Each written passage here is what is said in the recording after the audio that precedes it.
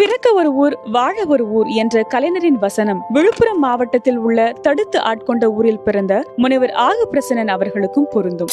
என் பேரு பிரசன்னன், தைவான் நாட்டிலிருந்து.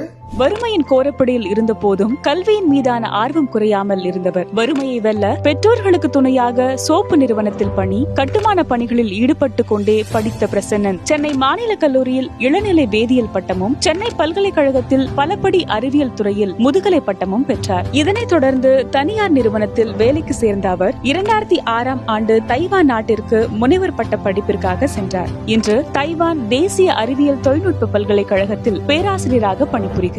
இதுவரை 10க்கும் மேற்பட்ட முனைவர் பட்ட மாணவர்களின் ஆராய்ச்சி படிப்பில் வழிகாட்டியுள்ள பிரசன்னன் 75க்கும் மேற்பட்ட ஆராய்ச்சி கட்டுரைகளையும் 5 ஆய்வு புத்தகங்களையும் எழுதி ஆச்சரியப்படுத்தியுள்ளதுடன் பல்வேறு நாடுகளின் ஆராய்ச்சியாளர்களுடன் இணைந்து கூட்டு ஆய்வு பணிகளை மேற்கொண்டு வருகிறார். திராவிடத்தின் கொள்கைகளை போற்றும் இவர் தைவானில் தமிழ் சார்ந்த பணிகள், தமிழ் இரவு உணவு பரிமாற்றம், பொங்கல் விழாக்கள் என்று பல்வேறுபட்ட சேவைகளில் தன்னை ஈடுபடுத்திக் கொண்டுள்ளார். நவீன தமிழகத்தின் வித்துக்களில் ஒருவரான பேரறிஞர் அண்ணா அவர்களின் பால் ஈர்க்கப்பட்ட பல்லாயிரக்கணக்கான நெஞ்சங்களில் அடியனும் ஒருவன்.